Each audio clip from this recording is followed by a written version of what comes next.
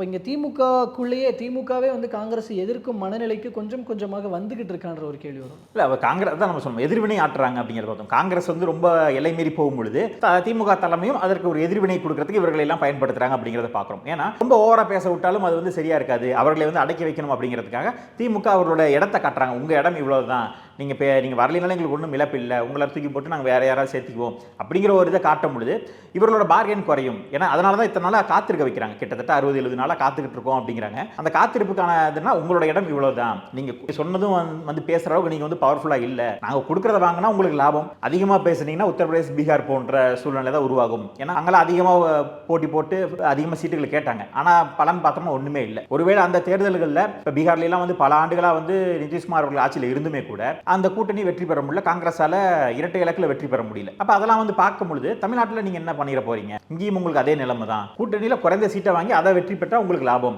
இல்லாட்டி உங்களுக்கு நஷ்டம் அப்படிங்கிறத திமுக சொல்றாங்க அப்படிங்கிறத பார்த்து